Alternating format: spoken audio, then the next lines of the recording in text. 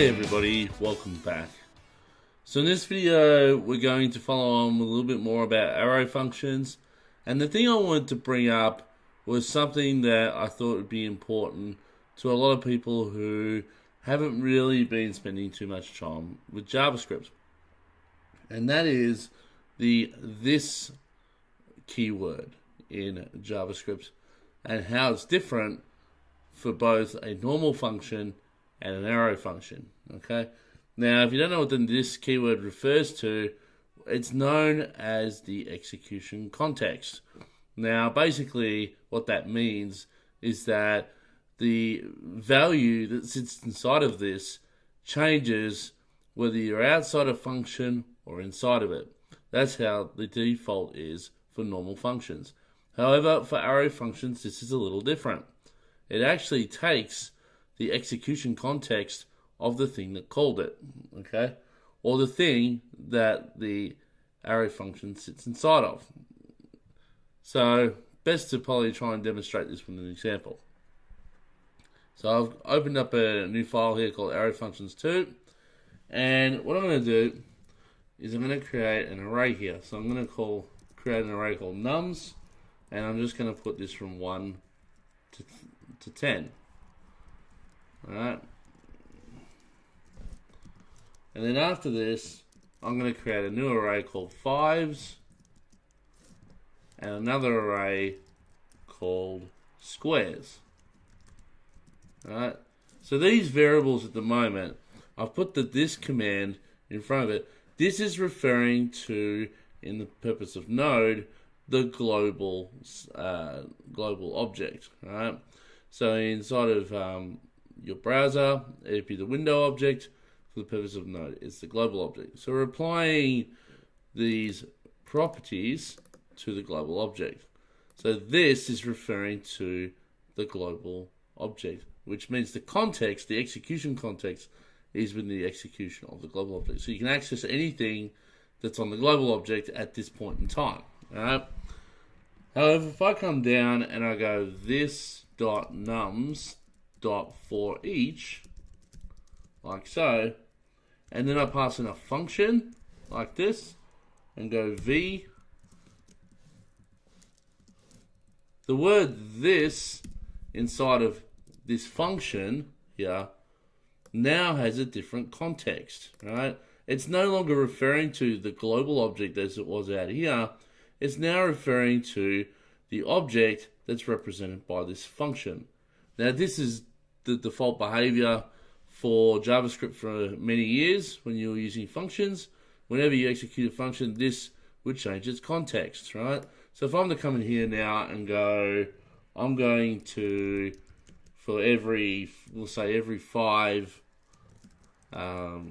numbers, right? So for every 5th number, we're going to go this.fives.push v, right? So I want this fives array to be a v.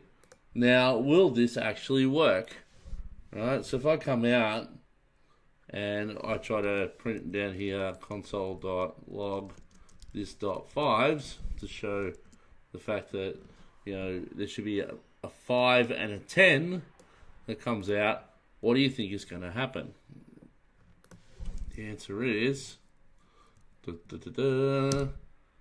we get an error. And the reason why we get an error is because this.nums is undefined, right? It says for each is not a function, right? But it's not a function on an undefined object. That is why, okay? And I can show you that if we log out console of this at this point, and I'll remove the error, you will see, in fact I'll go this.fives, you will see that this is undefined. So clear the screen, and not sure why that's still executing. I removed that, oh hang on, sorry, this.nums for each. Well, I think this is a different error. I've actually made a mistake here. For each. So coming back, my bad, I jumped ahead in my logic here.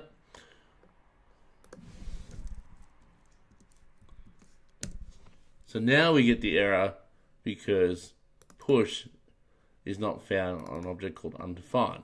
Alright, so that was the error I was expecting before. So that means if I try to console log out this .5s, right, we will probably get undefined.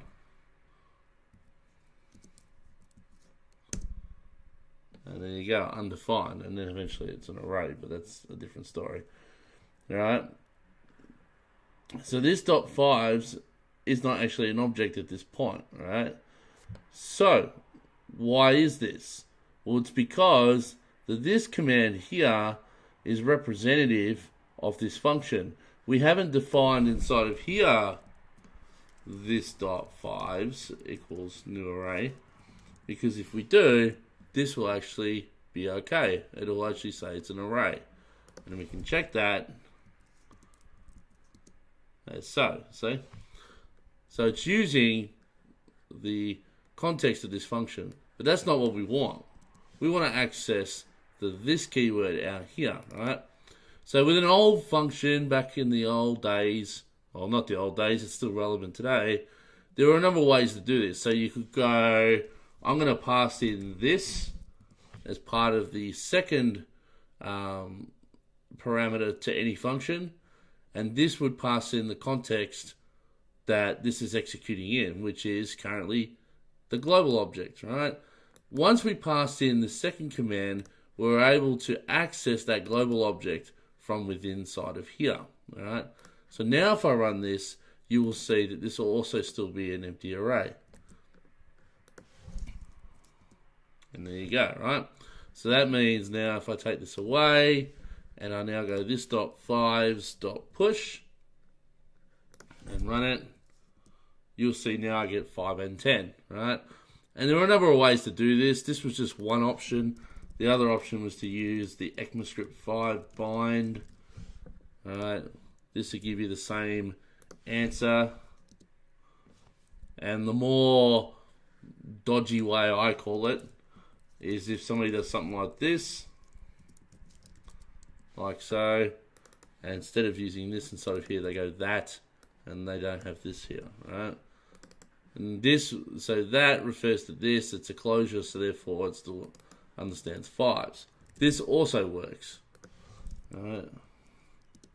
So you can see you get the same result again, right? But that's a little clunky, you know, to have to create a variable to point to the context outside the function before going inside the function. The good thing is, with arrow functions, none of this needs to be done anymore, right? So I'm just going to go back a few steps here and put back to this keyword like so. If I now come down below and I go this.nums.for each again, and this time I don't use the function, but I use an arrow function with a value like so, right? So the shorthand notation, and then I go, let's say this dot squares, and keeping in mind this dot squares is referring to the global squares property here, but this is actually what looks to be inside of a function. It's actually not. We'll find that out in a minute. So if I now do this, alright, so we're pushing in value times value, and then we console.log this out. What do you think the result's going to be? You would expect it to almost act the same as this one up here. However, it does not. So when you use an arrow function, it assumes that you want to pass in the context of the caller to this inner function here. And it does this by default, behind the scenes. So really, what this shorthand notation is doing is it's doing something like this.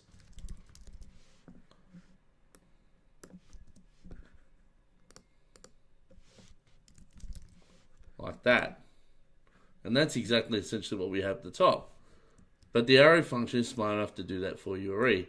So not only do you get this shorthand notation that's helpful, you also get less confusion with this execution context. So that's all I wanted to mention in this video. The reason why I brought this up is sometimes it can also be something that can come against you and bite you on the butt, such as I believe there's a test suite out there, I think it's Mocha, that you can't use these arrow functions because of the fact that they put a lot of stuff on this context behind the scenes. Anyway, it catches you off every now and again. So just to understand the differences between this keyword inside of both implementations, it's just handy to know, okay? So in the next video, what we're going to do is we're going to look at a new iterator feature. Now, we've got a for loop inside of JavaScript, obviously. So you got your for var I equals 0, I blah, blah, blah. And then we have the for in that allows you to iterate over properties of objects. This new one is going to allow you to iterate over things that are determined iterable. And we will see that in the next video. So I'll see you then.